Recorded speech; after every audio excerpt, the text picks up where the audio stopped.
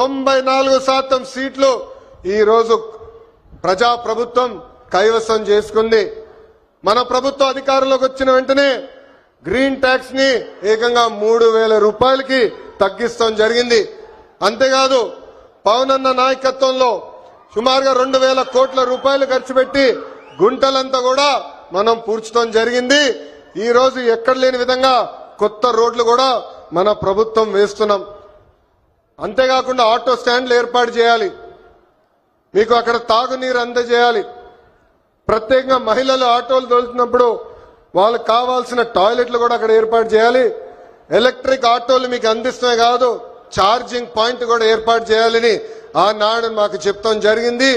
ఇది చేసే బాధ్యత కూటమి ప్రభుత్వం తీసుకుంటుందని ఈ సభాముఖంగా ప్రజలందరికీ నేను తెలియజేస్తున్నా.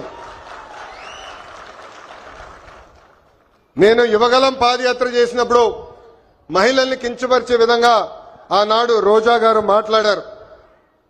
మా తెలుగు మహిళ చీరలు గాజులు ఆమెకి ఇచ్చేదానికి వెళ్ళినప్పుడు వెళ్ళిన ఆటోని ఆనాటి పోలీస్ సోదరులు సీజ్ చేశారు. ఆ ఆటో డ్రైవర్ పేరే హమీద్ బాషా. పాపం ఈ ఆటో పైన ఆయనే కాదు, ఆయన కుటుంబంలో ఉన్న 5గురు ఆధారపడి ఉంటారు. అతను నా దగ్గరికి వచ్చి, అన్నా నేను ఇబ్బంది పడుతున్నా, నన్ను ఆదుకో అంటే గౌరవ ముఖ్యమంత్రి శ్రీ నారా చంద్రబాబు నాయుడు గారు ఆనాడు నేను ఫోన్ చేసి ఒక ఆటో ఇవ్వాలనుకుంటే ఒకటి కాదు ఏం అవసరం ఉన్నా ఆ కుటుంబాన్ని ఆదుకో, ఇది మన బాధ్యత అని చెప్పిన వ్యక్తి చంద్రబాబు నాయుడు గారు. సామాన్యుడి కారు ఆటో, వర్షం వస్తే ఇంటికి తీసుకెళ్లేది మా ఆటో డ్రైవర్లు, ఏకంగా చిన్న పిల్లల్ని సేఫ్ గా స్కూల్కి తీసుకెళ్లి తిరిగి తీసుకొచ్చేది మా ఆటో డ్రైవర్లు. అనారోగ్యంతో ఎవరన్నా బాధపడితే అంబులెన్స్ లాగా మారి ఆసుపత్రులు కూడా తీసుకెళ్లేది మా ఆటో డ్రైవర్లు. పనికి గాని ఆఫీస్కి వెళ్లాలన్నా, ట్రైన్ ఎక్కాలన్నా, బస్ ఎక్కాలన్నా ఫీడర్ వెహికలే మన ఆటో. మీరు ఆటో తోలి ప్రజలకి మెరుగైన సేవ చేస్తున్నారు కనుకనే మీ రుణం తీర్చుకునేదానికి ప్రజా ప్రభుత్వం ఈరోజు ఆటో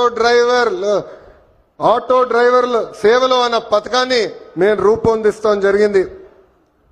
కార్మికులు డ్రైవర్లు తమ వాహనాలు పూజలు చేసుకుంటారు దసరా పండగప్పుడు. దసరా పండగ అయిన కరెక్ట్ గా 3 రోజుల్లోనే ఈ రోజు ఆటో డ్రైవర్ల అకౌంట్ లో 15,000 రూపాయలు ప్రజా ప్రభుత్వం అందజేయబోతుంది.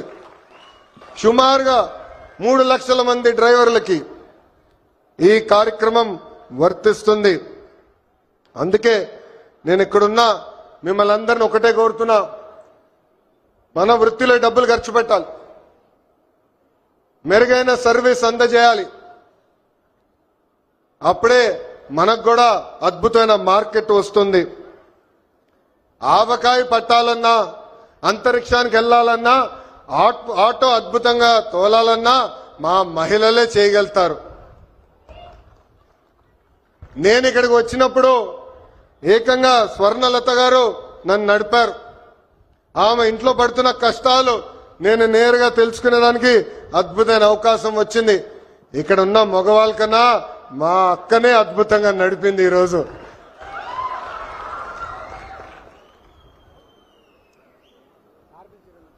పంపించండి ముఖ్యమంత్రి గారు దగ్గరికి వచ్చి ఉంటారు. స్వర్ణలత గారు ఆటో తోలుతూ కుటుంబం మొత్తం పోషిస్తున్నారు. ఇంట్లో ఆమె భర్త కూడా అద్భుతంగా సహకరిస్తున్నారు. ఇద్దరు కలిసికట్టుగా పనిచేసి ఈ రోజు ఆ కుటుంబాన్ని ముందలు తీసుకెళ్తున్నారు. తల్లి నాకు చెప్పింది, తల్లికి వందనం అందింది, ఉచితంగా గ్యాస్ సిలిండర్లు ఏదైతే దీపం పథకం కింద ఇస్తున్నామో అది కూడా అందింది. అంతేకాదు ఇంట్లో ఉన్న పెద్దమ్మ అత్తగారి కూడా ప్రజా ప్రభుత్వం ఈ రోజు పెన్షన్ కూడా ఇస్తాం జరుగుతుంది. అందుకే ఈ సభాముఖంగా ఇక్కడ ఉన్న మగవాళ్ళందరినీ కోరుతున్నా, ప్రత్యేకంగా ఆటో డ్రైవర్లను కూడా కోరుతున్నా, మహిళల్ని మనం గౌరవించాలి. తెలుగు వాడక భాషల్లో మహిళల్ని కించపరిచే విధంగా కొన్ని పదాలు వాడతాం. గాజులు తొడుక్కున్నావా, చీర కట్టుకున్నావా అమ్మాయిలాగా ఏడవద్దని. దీనికి ఫుల్ స్టాప్ పెట్టాలి. ఇది మనం వాడకూడదు. ఈరోజు ఆంధ్ర రాష్ట్రంలో ప్రతి ఆటో డ్రైవర్ నేను కోరుతున్నా, ప్రజల్లో చైతన్యం తీసుకొచ్చే శక్తి మీలో ఉంది.